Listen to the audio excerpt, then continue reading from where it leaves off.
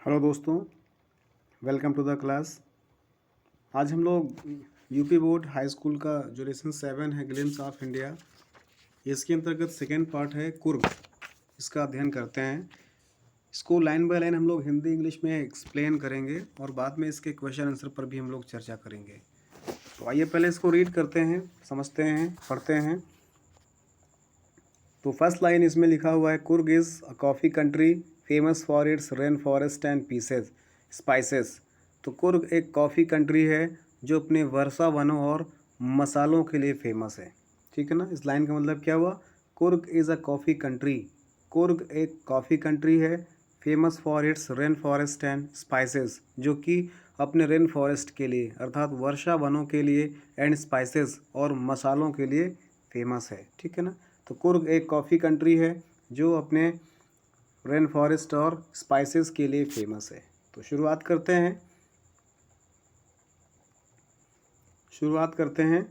Midway between Mysore and the coastal town of Mangalore sits a piece of heaven that must have drifted from the kingdom of God.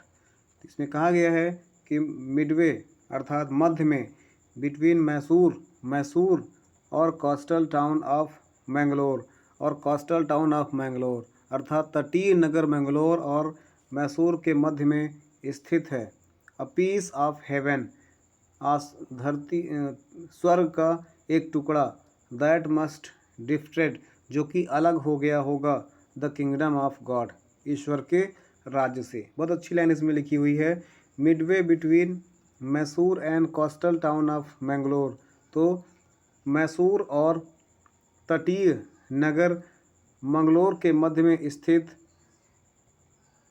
A piece of haven, स्वर्ग का एक टुकड़ा, that must have डिफ्टेड, जो कि अवश्य ही अलग हो गया होगा, from the kingdom of God, ईश्वर के राज्य से। तो पूरे का मतलब हो गया बच्चों, मैसूर और तटीय नगर मंगलोर के बीच में एक स्वर्ग का टुकड़ा स्थित है जो देवलोक से हल्की हवा के झोंके के साथ आया होगा, ऐसा कहा गया है। This land of rolling hills is inhabited by a proud race of martial men। कहते हैं this land of rolling hills, यह पहाड़ियों का घुमावदार स्थान, inhabited by a proud race of material men, अर्थात यहाँ पर पुरुष लोग, युद्ध लड़ने वाले लड़ाके हैं, एंड ब्यूटीफुल वुमेन, और सुंदर महिलाएं हैं, एंड वाइल्ड क्रीचर्स, और जंगली जानवर हैं। तो कहने का मतलब क्या हुआ बच्चों कि this land of rolling hill inhabited by proud race of human man, जो यहाँ पर उतार चढ़ाव से भरी हुई पहाड़ियाँ हैं, पहाड़ियों की भूमि है। यहाँ पर युद्ध में लड़ने वाले मार्टियल मीन्स क्या होता है? स्वाभिमानी। मैन मीन्स पुरुष। तो यहाँ पर लड़ने वाले स्वाभिमानी लड़ाके रहते हैं। ब्यूटीफुल वुमेन, सुंदर महिलाएं रहती हैं, एंड वाइल्ड क्रीचर्स, और यहाँ पर जंगली जानवर भी रहते हैं। तो कहने मतलब ये हुआ बच्चों कि midway between Mysore and the coastal town of Mangalore sit a piece of heaven that must have drifted from the kingdom of God.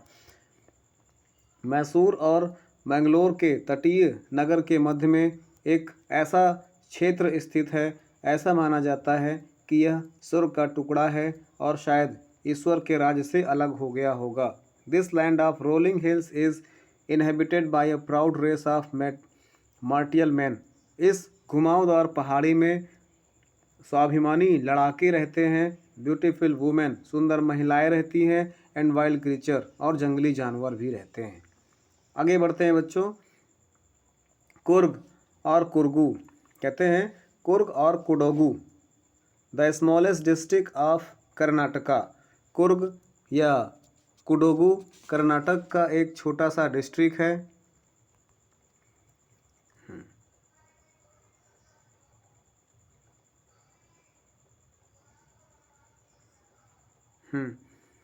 फिर से इसको देखते हैं एक बार। कुर्ग और Kodagu, the smallest district of Karnataka. Coorg या कुडोगू कर्नाटक का एक छोटा सा डिस्ट्रिक्ट है। Is home of evergreen forest, जो कि सदाबहार वन का घर है, स्पाइसेस मसालों का, कॉफ़ी प्लांटेशन, और यहाँ पर कॉफ़ी भी पर्याप्त मात्रा में है। तो कहने का मतलब ये हुआ कि जो ये स्थान है ये हरा भरा स्थान है, वर्षा वन है, मसालों और कॉफ़ी के पौधों के लिए ये फेमस है। Evergreen rain forest cover 30% of this district. तो सदैव हरे भरे रहने वाले वर्षा वन इस ज़िले का 30% कवर कर लेते हैं, अर्थात एवरग्रीन जो फॉरेस्ट हैं वो लगभग इस डिस्ट्रिक्ट का 30% कवर करते हैं। और ड्यूरिंग द मानसून के दौरान it pours enough of keep many visitors away. तो वर्षा के दौरान या मानसून के दिनों में आगंतुक यहाँ पर नहीं आते हैं। आगंतुक यहाँ पर नहीं आते हैं। The season of joy commences from September and continue till March. मौसम का जो हल्की बारिश है ये बढ़िया होती है, और बताते हैं कि यहाँ पर सितंबर माह के प्रारंभ में और मार्च के माह में ज़्यादातर पर्यटक आते हैं। फिर से इसको एक बार देख लेते हैं। The season of joy commences, अर्थात जो मौसम जो सीज़न होता है वो यहाँ पर आने के लिए जो यहाँ पर सूटेबल सीज़न होता है वो है सितंबर एंड कंटिन्यू टिल मार्च। सितंबर से लेकर के मार्च तक चलता रहता है। द वेदर इज़ परफेक्ट, इस दौरान मौसम बहुत परफेक्ट होता है। With some shower thrown in for good measure, और थोड़ा बहुत हल्की यहाँ पर बारिश भी उस दौरान होती है। Air ब्रीथेस of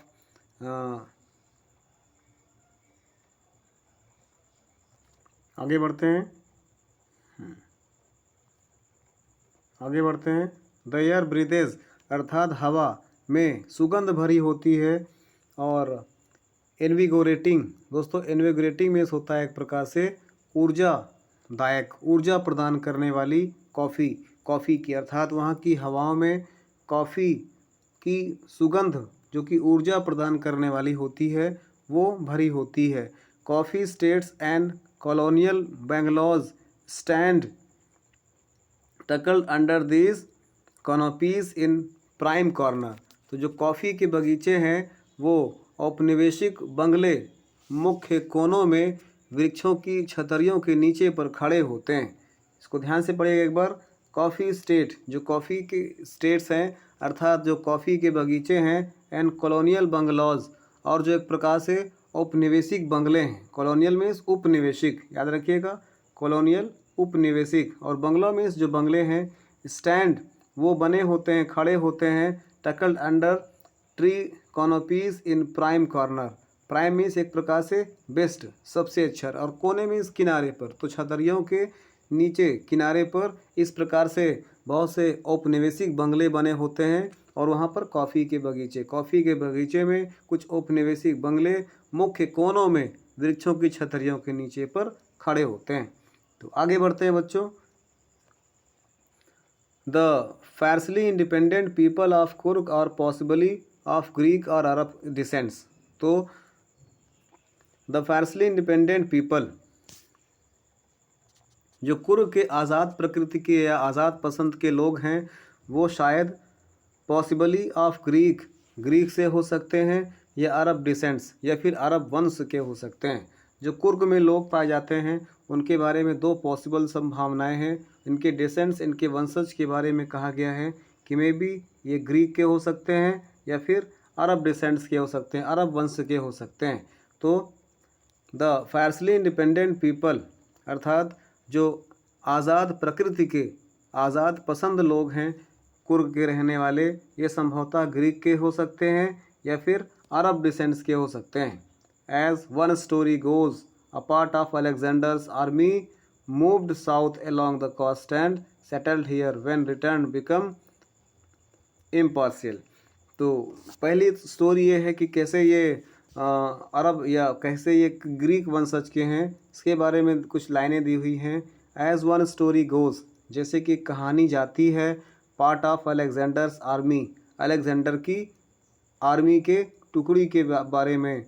move south along the coast, जो कि कोस्टल एरिया अर्थात समुद्र के किनारे से होकर के साउथ की तरफ जाते हैं, सेटल्ड हियर, और यहाँ आकर के रहने लगते हैं, और व्हेन रिटर्न बिकम इम्प्रैक्टिकल, जब लौटना असंभव हो गया था। अर्थात जो अलेक्जेंडर या सिकंदर की सेना थी, वो जब उसको अपने देश में पुनः लौटना असंभव हो गया था, तो वो आकर के कुर्ग में ही बस गए थे। ऐसी संभावना है कि ये कुर्ग के रहने वाले लोग उन्हीं के वंश के हैं। और these people married amongst the locals, और ये जो लोग थे यहाँ के लोकल लोगों से मैरी कर लेते हैं। And their culture is apparent, और इस प्रकार से इनकी संस्कृति, इनकी परंपरा वहाँ पर अपरेंट हो जाती है। अपरेंट में स्पष्ट हो जाती है, क्लियर हो जाती है, अर्थात वो वहीं पर रहने लगते हैं और अपनी संस्कृति, अपनी सभ्यता को उसी में मर्ज कर लेते हैं। मैरिज एंड रिलीजियस राइट्स, और वहाँ पर वो मैरिज कर लेते हैं, शादी कर लेते हैं, और which are distinct from the Hindu main stream, जो आज भी हिंदू मेन स्ट्रीम से थोड़ा डिफरेंट है, अर्थात हिंदू मुख्य धारा से उनकी भाषाएं आज भी थोड़ा सा डिफरेंट है। तो इस प्रकार से उनकी जो सभ्यताएं हैं वो हिंदू मान्यता से भिन्न है। The theory of Arab origin drew support from the long black coat. अब बताते हैं कि द थ्योरी अरब ओरिजिन, और जो उनकी अरब ओरिजिन की थ्योरी है, अरब उत्पत्ति की थ्योरी है, ड्राउ सपोर्ट, वह एक सपोर्ट देती है लॉन्ग ब्लैक कोट, उनके लंबे पहनावे को लेकर के। ये उनका दोस्तों बच्चों लंबा पहनावा है। ये लंबा पहनावा, इस लंबे पहनावे के विषय में कहा गया है कि ऐसे जो अरब कंट्रीज़ के लोग हैं वो इन ड्रेस को पहनते हैं। इसको एक विशेष नाम दिया गया, हम लोग बात करते हैं अभी इस पर। ये चलिए आगे बढ़ते हैं, इस पर बात करेंगे अभी। With an embroidered waist belt worn by the Kodavas. चलिए आगे बढ़ते हैं। तो जो अरब डिसेंट्स की अगर हम लोग बात करें, तो अरब डिसेंट्स में जो उनका पहनावा है, जो लंबी कोट है, उसके बारे में है, तो बात करते हैं। विथ एन एब्रॉडेड वेस्ट बेल्ट, जो एक प्रकार से एब्रॉडेड या कसीदाकारी वाली जो लोग बेल्ट पहनते हैं, कोडावस, उससे भी ये प्रतीत होता है कि ये मे बी अरब डिसेंट्स के हो सकते हैं। नॉन एज कुपिया, उस ड्रेस का नाम कुपिया है। कुपिया उस ड्रेस का नाम है, मतलब जो कुर्ग में रहते हैं लोग, उनका जो पहनावा है, उस पहनावे का नाम कुपिया है। इट, थोड़ा सा बात कर लेते हैं। It resembles the keffiyeh worn by the Arab and the Kurds, और इस प्रकार से जो कुफिया शब्द है वो अरब और जो कुर्ड्स के लोग हैं वो पहनते हैं, अर्थात अरबी और कुर्ड्स पहनने वाले लोग ये कुपिया पहनते हैं। ध्यान समझिए मेरी बात को, वो कुपिया पहनते हैं, और जो कुर्ग के लोग हैं वो कुपिया पहनते हैं। जो अरब कंट्रीज़ के लोग हैं वो कुफिया, KUFF, ध्यान दीजिएगा, KUFFIA, ये जो कुफिया है ये अरब डिसेंट्स के लोग पहनते हैं, ठीक है ना, ये अरब डिसेंट्स के लोग पहनते हैं। और एक शब्द जो आया हुआ यहाँ पर कुपिया, ये कुर्ग के लोग पहनते हैं। तो ड्रेस वैसा ही है, सिर्फ थोड़ा सा नाम का अंतर है, इसलिए यह लगाया जा सकता है अनुमान कि यहाँ के रहने वाले लोग अरब डिसेंट्स के हो सकते हैं। आगे बढ़ते हैं। Coorgi homes have a tradition of hospitality, जो कुर्गी लोग हैं, जो कुर्ग के रहने वाले लोग हैं, वे अतिथि सत्कार की एक परंपरा रखते हैं। And they are more than willing to recount numerous tales of valour related to their sons and fathers, और बताते हैं कि they are more than willing, और वे अधिक इच्छा रखते हैं, टू रिकाउंट, याद रखने के लिए, न्यूमरस टेल्स, बड़ी संख्या में कहानियाँ, valour related to their sons and fathers, अपने पूर्वजों, अपने पिता और अपने पुत्रों के शौर्य के लिए। तो वे अपने पुत्रों और पिताओं की शौर्य और वीरता की बहुत सारी कहानियाँ सुनते रहते हैं, और उसको सुन करके बहुत ही उत्सुक होते हैं, अपने अंदर करेज लाते हैं। The Coorg regiment is one of the most decorated in Indian army, जो कुर्ग रेजिमेंट है भारतीय सेना की सबसे अधिक शौर्य और वीरतापूर्ण पुरस्कार पाने वाली है। And first chief of the Indian army, और जो इंडियन आर्मी के फर्स्ट चीफ जनरल थे वो जनरल कोरियप्पा, जिनका नाम था जनरल कोरियप्पा वास अ कुर्गी, वो भी एक कुर्गी थे। तो मतलब बहुत अच्छी लाइन है, इसको ध्यान से पढ़िएगा। The first chief of the Indian army general Cariappa, तो first chief general army general Cariappa जो थे वो भी एक कुर्गी ही थे। इवन नाउ, आज भी, Kodavas are the only people in India, India में केवल कोडावस पीपल ही ऐसे हैं परमिटेड, जिनको और परमिट दिया गया है कैरी फायर आर्म्स रखने का, हथियार रखने का विथआउट लाइसेंस, बिना लाइसेंस के। आज भी कोडावस ही ऐसे लोग हैं जिन्हें भारत में बिना लाइसेंस के हथियार रखने का अधिकार दिया गया है। तो इस प्रकार से कुर्गी लोग कितने फेमस थे, या कुर्गी लोग आज भी हमारे लिए कितना महत्वपूर्ण स्थान रखते हैं, ये हम लोग जाने हैं। आगे बढ़ते हैं।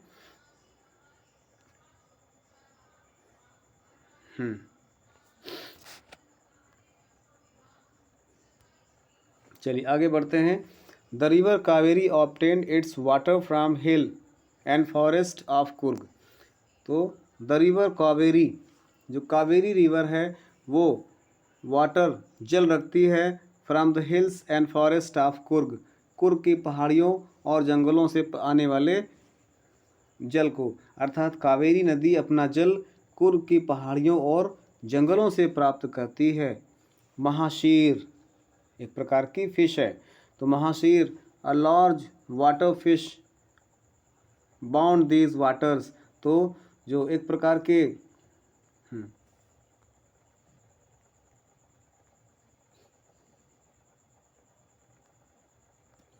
तो बच्चों, महाशीर नामक जो मछली है, महाशीर एक प्रकार की मछली है जो साफ पानी में पाई जाती है, वह भी इसी नदी में पाई जाती है। Kingfisher dive for their catch, और किंगफिशर अक्सर, गोताखोर अक्सर उनको पकड़ने के लिए, हाँ, शिकार करने के लिए गोता लगाते हैं। While squirrels and langur drop partially, जबकि जो स्क्वेरल हैं और जो वहाँ पे लंगूर हैं वे आंशिक रूप से वहाँ पे डुबकी लगाते हैं। Squirrel and langurs drop partially means आंशिक रूप से उन नदियों में डुबकी लगाते हैं। और eaten fruits for the mischief of joining the splash, और पानी को छपछपाते हुए, पानी में शरारत करते हुए वहाँ पर फल खाते हैं। And ripple effect in the clear water, और साफ सुथरे पानी में उछलते कूदते और गिरते हैं। एलिफेंट्स एंजॉय बीइंग बाथ्ड, और एलिफेंट लोग भी वहाँ पर नहाने का आनंद लेते हैं। And scrubbed in the river by their mahout, और उनके महावत के द्वारा रगड़े जाने का भी आनंद लेते हैं। तो इस प्रकार से गिलहरिया लोग भी वहाँ पर आनंद लेते हैं, लंगूर लोग भी वहाँ पर आनंद लेते हैं, और वहाँ पर पानी में उछलते कूदते हैं, स्प्लैश करते हैं, अर्थात उसमें पानी छपाते हैं। और जो वहाँ पर किंगफिशर लोग होते हैं वे गोता लगाते हैं, और वहाँ पर साफ पानी की महाशीर नामक मछली भी पाई जाती है। वहाँ पर एलिफेंट भी होते हैं, और उनके महावत लोग जो है उनको रगड़ करके नहलाते हैं। इस प्रकार से कितना नेचुरल दृश्य होगा वो, ऐसी बात यहाँ पर की गई है। आगे बढ़ते हैं। The most laid back individuals become converts to the life of high energy adventure with river rafting. River rafting means एक प्रकार से वहाँ पे राफ्टिंग होती है ना, जब नाव में बैठ करके वहाँ पे नाव रेस होती है, तो उसके बारे में बात किया गया है। The most laid back means क्या होता है, एक प्रकार से विश्राम किया गया। इंडिविजुअल मीन्स क्या होता है, या इंडिविजुअल मीन्स व्यक्तिगत। बिकम कन्वर्ट मीन्स कन्वर्ट होना। चलो, तो वही चीज़ में बात की गई है। The most laid back individuals become convert to the life of high energy adventure. अक्सर वहाँ पर अधिक आराम परस्त लोग भी नदी में राफ्टिंग करते रहते हैं, अर्थात वहाँ पर नदी में तैरते रहते हैं, तैर लगाते रहते हैं, कैनोइंग करते रहते हैं। और रॉक क्लाइंबिंग पर्वतारोहण का कार्य करते हैं, एंड माउंटेन बाइकिंग, और साथ ही साथ पहाड़ों पर मोटरसाइकिल चलाने का भी काम करते हैं। इसी प्रकार से बहुत सारे खेल वहाँ पर खेले जाते हैं। नोमेरस वॉकिंग ट्रेड्स, बहुत सारे बड़ी संख्या में वहाँ पर पैदल चलने के ट्रायल्स बन जाते हैं, रास्ते बन जाते हैं। In this region are a favourite with trekker, जो कि ट्रैकर के लिए वो फेवरेट जगह है, अर्थात जो वहाँ पे घूमने के लिए जाते हैं, रोमांचकारी जगह ढूंढते रहते हैं, उनके लिए ऐसी बहुत सी पगडंडियाँ बन जाती हैं जो उनको पसंद आती हैं। तो एक प्रकार से वॉकिंग ट्रेल्स मीन्स हो सकता है पगडंडी, अर्थात जिस रास्ते से आप बार बार आते आते वहाँ पर एक पतली सी लकीर बन जाती है लोगों के लिए, तो वही पर यहाँ पर किया गया है। चलिए आगे बढ़ते हैं। इम्पोर्टेंट लाइन है, birds bees and butterflies are there to give you company. वहाँ पर बड़ी संख्या में पक्षी मिलेंगे आपको, भंवरे मिलेंगे, वहाँ पर तितलियाँ मिलेंगे, वे सभी आपका साथ देने के लिए रहेंगे। तो बर्ड्स पक्षियाँ, बीज मक्खियाँ मधुमक्खियाँ, बटरफ्लाइज तितलियाँ, are there to give you company, वे सब आपका साथ देने के लिए तैयार रहेंगे। और क्या, मैकाक्यूज एक प्रकार का छोटे पूँछ वाला बंदर होता है, और मालाबार की गिलहरियाँ, माराबाल स्क्वेरल, माराबार गिलहरियाँ, लंगूर एंड स्प्लेंडर लॉरिस, और वहाँ पे लंगूर भी रहेंगे, और स्प्लेंडर लॉरिश एक प्रकार के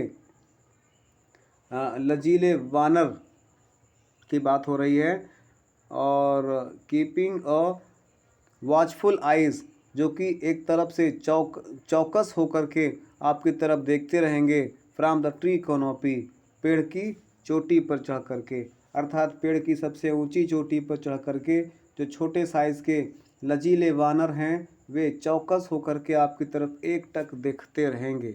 और कैसी लाइन इसमें दी गई है, और क्या है, आई डू, मैं, हावेवर, फिर भी, prefer to step aside for wild animals, जंगली हाथियों से दूर रहना ही पसंद करता हूँ।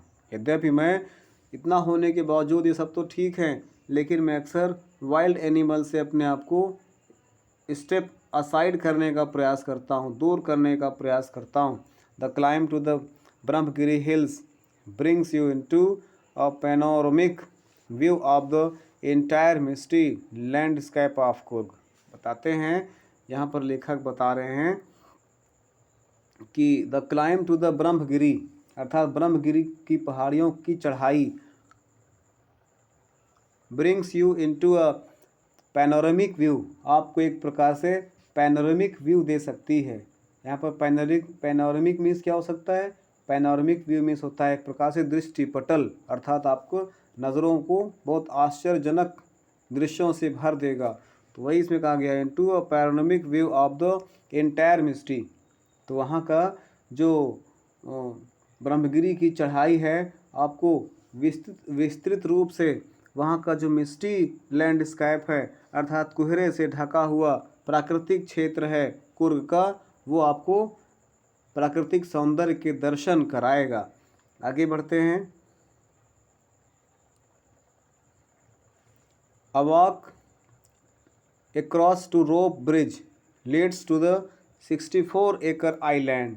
तो ऐसी रस्सी का पुल जो 64 एकड़ तक जाता है, ऐसा रस्सी का पुल जो 64 एकड़ तक जाता है, कहाँ से कहाँ तक, आइलैंड ऑफ निसारगधामा, निसारगधाम से निसारगधाम के टापू तक आपको ले जाता है, और रनिंग इनटू बौद्धिस्ट मॉन्क्स, और भारत के सबसे बड़े तिब्बतवासी जो कि बौद्धिस्ट मॉन्क्स हैं, from the land large Tibetan settlement के लंबे एरिया में, अर्थात भारत के सबसे बड़े तिब्बती अधिवास से वाइलाकुप्पी के समीप बौद्ध भिक्षुओं के पास तक आपको ले जाने का वो लाभ देगा। और ये बोनस है आपका, आपके लिए अतिरिक्त लाभ देगा ये। द मॉन्क ऑफ रेड, अर्थात जो मॉन्क्स लोग हैं वहाँ पे भिक्षु लोग होंगे, वो लाल पोशाक वाले होंगे, और एचरी गेरुए पोशाक वाले होंगे, येलो रोब्स और पीले कलर की पोशाक वाले होंगे, और almost the many surprises that wait to be discovered by visitors. और ये बड़े आश्चर्य की बात है कि वहाँ पर बहुत सारे विजिटर्स लोग खड़े होकर के उनको देखते रहते हैं, उनको ताकते रहते हैं। सर्चिंग फॉर द हार्ट, उस आत्मा की खोज करने के लिए और उस दिल की खोज करने के लिए। द सोल ऑफ इंडिया, जो कि भारत की आत्मा है, अर्थात इन साधु सज्जनों को भारत की आत्मा कही गई है। राइट हियर इन कुर्ग, ये कुर्ग में मिलते हैं, यहाँ कुर्ग में, अर्थात राइट हियर इन कुर्ग, यहाँ पर कुर्ग में। ये जो लाल कलर के कपड़े पहने हुए, गिरवे वस्त्र पहने हुए, पीले वस्त्र पहने हुए बौद्धिस्ट लोग, बौद्ध मॉन्क्स लोग यहाँ पर मिलते हैं। इनको देखने के लिए लोग लालायित रहते हैं, और यही द सोल ऑफ इंडिया, यही वास्तव में भारत की आत्मा है। तो प्यारे बच्चों, ये था लेसन। हमने अभी तक पढ़ा कुर्ग के बारे में।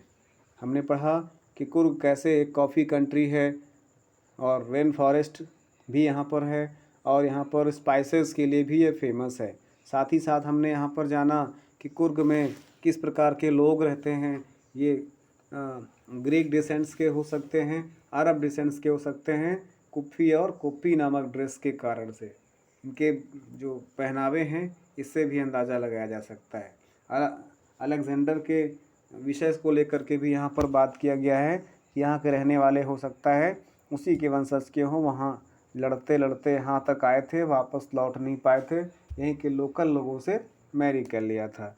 फिर हमने जाना यहाँ पर कैसे जो यहाँ पर कावेरी नदी है उस कुर्ग से होकर के आती है, वहाँ पर किस प्रकार से मछलियाँ पाई जाती हैं, स्क्वैरल होते हैं, लंगूर होते हैं, एलिफेंट्स लोग हैं, किस प्रकार से उसका आनंद लेते हैं यहाँ पर। और उसके ऊपर जाने पर 63 एकड़ दूरी तक फैला हुआ जो हिमगिरी पर्वत है, निसारक धाम है, हमने इन सब की बात की। और यहाँ पर जो सोल ऑफ इंडिया, भारत की आत्मा है, जो साधु महात्मा लोग रहते हैं, भिक्षा या मॉन्क्स लोग रहते हैं, ये सभी वास्तव में इनको देखने के लिए बहुत से विजिटर्स लोग आते हैं, और इनको देखने के लिए बड़े लंबे समय तक वेट करते हैं। तो ये कुर्ग की खासियत है।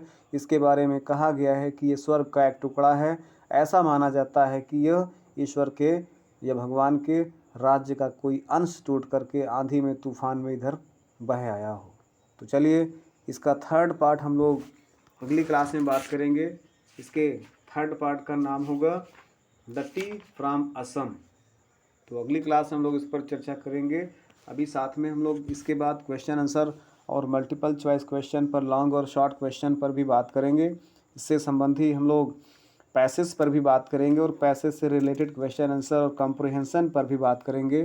तो मिलते हैं कल की क्लास में, तब तक के लिए thanks for watching the video. जय हिंद, वंदे मातरम।